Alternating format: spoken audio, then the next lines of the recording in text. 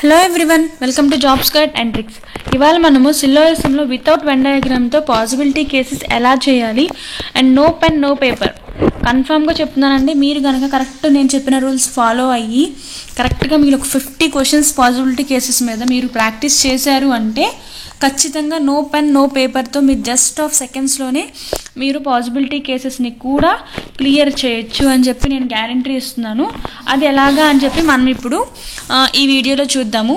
నా ప్రీవియస్ వీడియోస్లో సిల్లాగ్స్ real cases ఎలా చేయాలి అండ్ అలాగే either are and neither Nar cases ఎలా చేయాలి అని చెప్పి 2 వీడియోస్ చేయడం జరిగిందండి.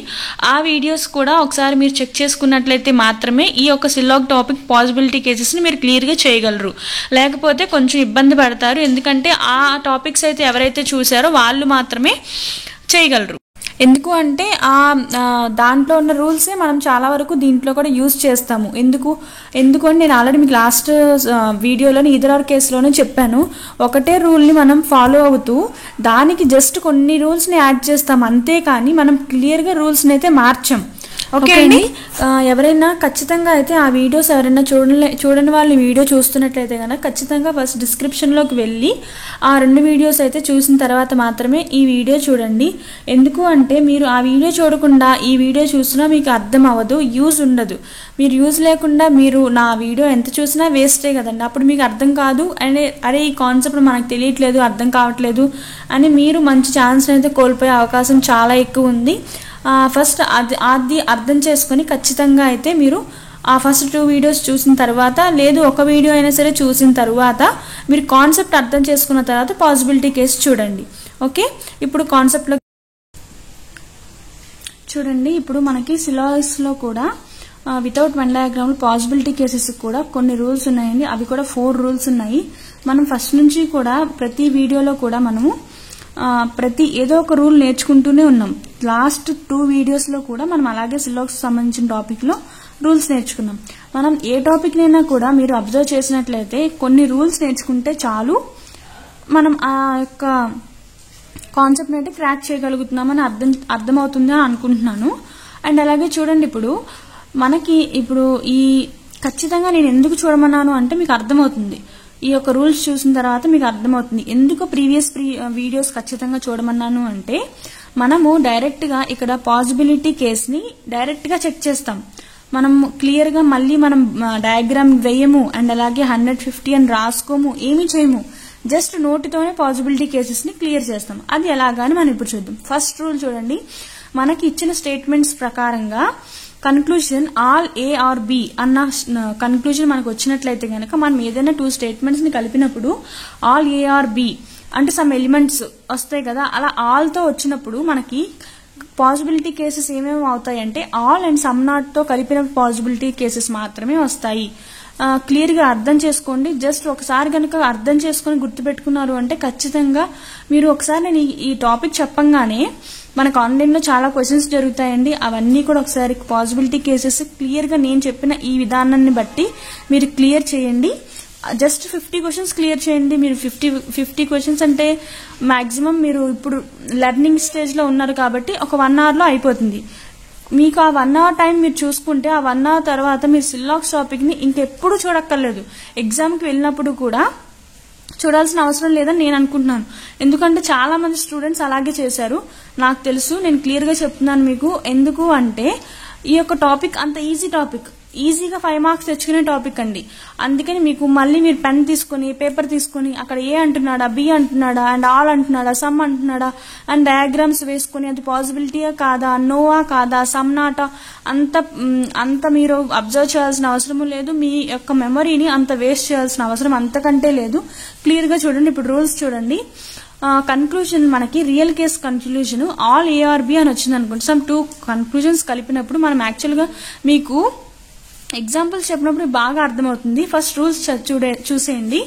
All ARB all and some not అని మాత్రమే వస్తుంది కన్క్లూజన్స్ లో విత్ పాసిబిలిటీస్ తో. ఓకే, ఎలాగా అంటే ఆల్ బి రివర్స్ లో, దానికి తోడు రివర్స్ లో వస్తాయండి elements. For suppose all pen are pencils ఉందనుకోండి, మనకు రివర్స్ లో all pencils are being pens is a possibility, reverse లో పాసిబిలిటీ కాస్ అవుతుంది, అది గుర్తుపెట్టుకోండి. సెకండ్ మనకి ఏంటండి సమ్ కదా, సమ్ తో మనకు కన్క్లూజన్స్ ఏదైనా వచ్చినప్పుడు దాంట్లో కూడా ఆల్ అండ్ సమ్ నాట్ మాత్రమే వస్తాయి. అది కూడా ఎలాగా అంటే reverse order and direct order రెండిట్లో కూడా వస్తాయి. అదే నేను మీకు చెప్పాను, మనము ప్రతి దాంట్లో కూడా నేర్చుకుంటున్నాము అంటే చాలా ఎక్కువ నేర్చుకుంటున్నాం అనుకుంటాం, కానీ కాదు, మనకి ఏదో ఒకటి లింక్ అయ్యే ఉంటుంది. లింక్ అయిన తర్వాతే మనం ఈజీగా దాంట్లో నేర్చుకునేది కొంచెమే, కానీ మనకు కనబడడానికి చాలా పెద్దగా కనిపిస్తుంది. అదే చూడండి, ఈజీగా సమ్ మీరు ఆల్ కి సమ్ కి సేమే వాడుతున్నారు. ఆల్ సమ్ నాట్ తోనే పాసిబిలిటీస్ వస్తాయి, సమ్ అండ్ నో తో పాసిబిలిటీ రానే రాదు. ఓకే అండి, చూడండి all A is a possibility, some A not be is a being possibility, all B being A is a possibility, some B not B being A is a possibility. ఇక్కడ straight forward లో possibilities వచ్చాయి, ఇక్కడ elements reverse order లో possibilities వచ్చాయి.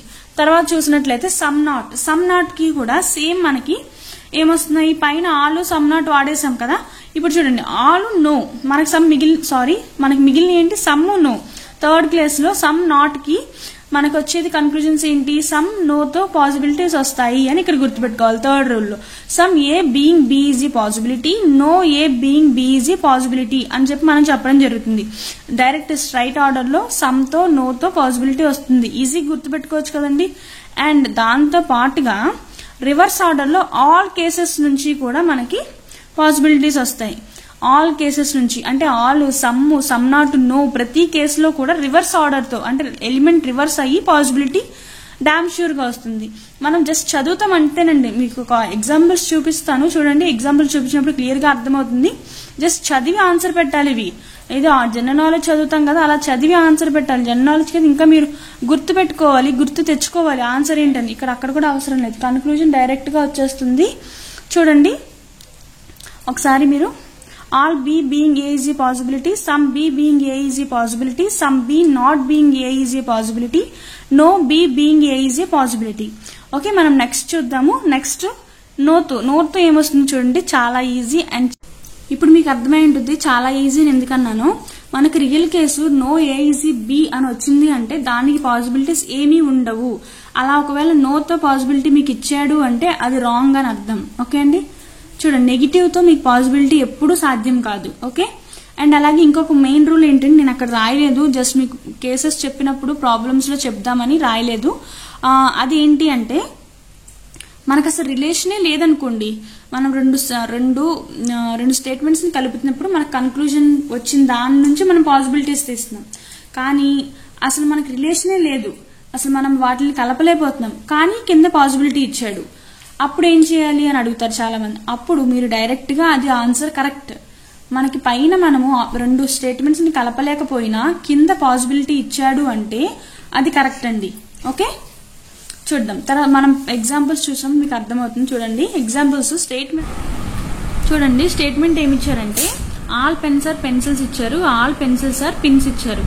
మనము రెండు statements ని కలిపినప్పుడు మనకి వచ్చేది రియల్ కేస్ అవుతుంది కదా.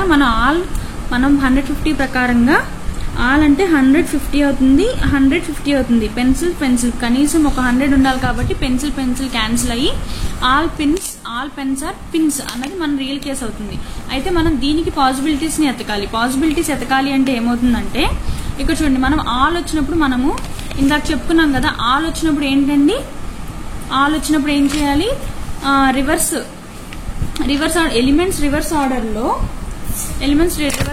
ఆల్ అండ్ సమ్ నాట్ రావాలి. Correct, all plus all some not రావాలి కదా. ఆల్ సమ్ నాట్ రావాలి అంటే చూడండి మనకి ఆల్ ఉంది ఇక్కడ కన్క్లూజన్ లో, ఆల్ ఉంది, సమ్ ఉంది, కానీ ఇక్కడ చూడసారా సమ్ నాట్ లేదు, ఆల్ ఉంది. మనం ఆల్ మనకి ఎలా ఉండాలి, రివర్స్ ఆర్డర్ లో ఉండాలి. రివర్స్ ఆర్డర్ లో అంటే పిన్స్ ఫస్ట్ రావాలి, పెన్స్ లాస్ట్ రావాలి. ఇక్కడ ఫస్ట్ రెండు కూడా పెన్సే ఉన్నాయి, సో మనం డైరెక్ట్ గా చూడంగానే ఇది రాంగ్ అనుకుంటాం. తర్వాత మనకి పిన్స్ ఉంది, అయితే మనం ఇక్కడ తర్వాత పిన్స్ ఉంది, ఓకే ఇది రైట్ అయ్యే ఛాన్స్ ఉంది అని అనుకున్న తర్వాత మనం చెక్ చేయాల్సిన ఆల్ ఉందా, సమ్ నాట్ ఉందా, నో ఉందా అని చెప్పి చెక్ చేయాలి. సో ఆల్ ఉంది, సో ఇది కరెక్ట్, డైరెక్ట్ గా మనం రైట్ పెట్టేస్తాం. తర్వాత చూడండి మనం ఇచ్చిన కన్క్లూజన్స్ ప్రకారంగా మనం అలా చెక్ చేయాలి. అండ్ అలాగే చూడండి సెకండ్ స్టేట్మెంట్ చూసినట్లయితే some saints are balls, all balls are bats, some tigers are balls అని ఇచ్చారు. కన్క్లూజన్ చూసినట్లయితే మనకి బ్యాటు సెయింట్స్ కలపాలి. బ్యాటు సెయింట్స్ ని కలపగలుగుతున్నామా లేదా అని చూస్తే బాలు బ్యాలు క్యాన్సిల్ అయ్యి సమ్ సెయింట్స్ ఆర్ బ్యాట్స్ అన్నది మనకి యొక్క రియల్ కేస్ అవుతుంది. అయితే మన యొక్క real case correct, real case అయింది. అయితే మన రియల్ కేసు సమ్ ఉంది. సమ్ అంటే మనం ఇందాక చెప్పుకున్న ప్రకారంగా రూల్ ప్రకారం ఏంటండి, సమ్ అంటే మనకి ఆలు సమ్ నాట్ రావాలి. అది కూడా స్ట్రైట్ ఫార్వర్డ్ లో రావచ్చు, రివర్స్ ఆర్డర్ లో ఎలిమెంట్స్ స్ట్రైట్ గా రావచ్చు, రివర్స్ లో కూడా రావచ్చు కదా. సో మనం చూడాల్సింది ఏంటంటే సమ్ ఉందా సమ్ నాట్ ఉందా అని చూడాలి. చూసి మన కన్క్లూజన్స్ లో సమ్ ఉంది. సో చూడండి సమ్ నాట్. సో మనకి స్ట్రైట్ ఉన్న ఎలిమెంట్ స్ట్రైట్ గా ఉన్న రైటే, రివర్స్ లో ఉన్న రైటే. సో మనకి ఇది some bats not being saints are possibility, ఇది కరెక్ట్. తర్వాత చూడండి బాల్స్ టైగర్స్ ఇవ్వడం జరిగింది. బాలు టైగర్ కూడా ఒకే స్టేట్మెంట్ లో ఉంది. అయితే ఇక్కడ సమ్, ఇది సమ్ కాబట్టి మనకి సమ్ నాట్ అండ్ ఆల్ రావాలి. ఇక్కడ సమ్ మాత్రమే ఉంది కాబట్టి ఇది రాంగ్.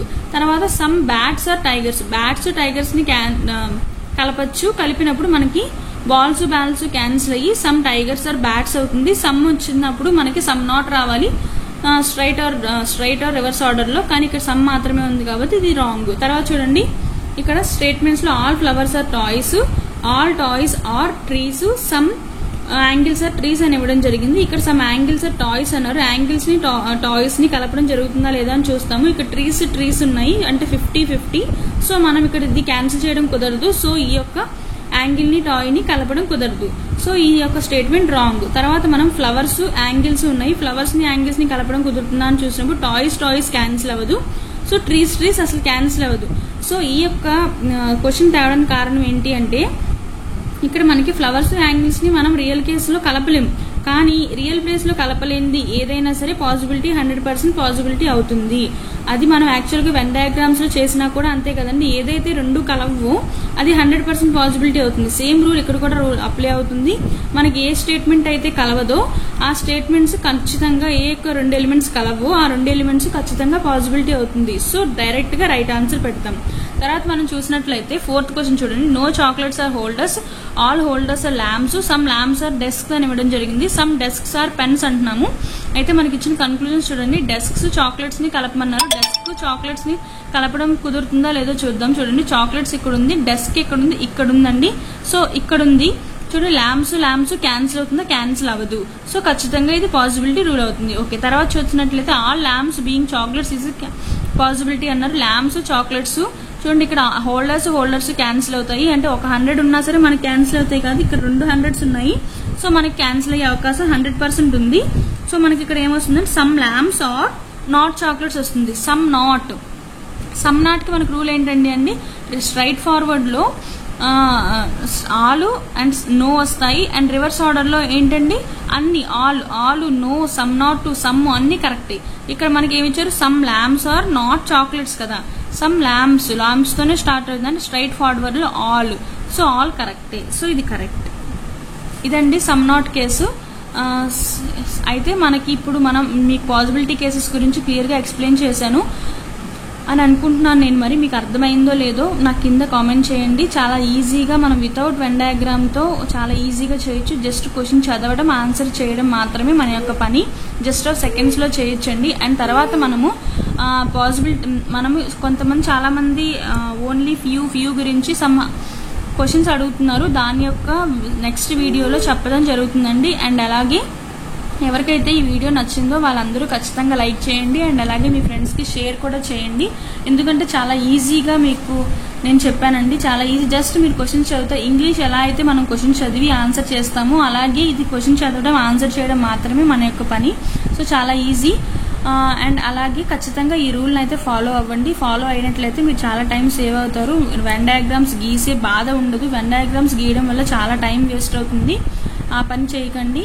అండ్ అలాగే ఈ యొక్క ఆర్ఆర్బీ ఎగ్జామ్స్ లో ఓన్లీ ఏ ఫ్యూ గురించి చాలా క్వశ్చన్స్ అయితే రావడం జరిగింది. అండ్ ఓన్లీ ఏ ఫ్యూ అంటే ఏంటి అని మనం నెక్స్ట్ వీడియోలో మాట్లాడుకుందాము. ఎవరైతే ఈ వీడియో మీకు నచ్చినట్లయితే లైక్ చేయండి, షేర్ చేయండి. Please subscribe to my channel. Thank you.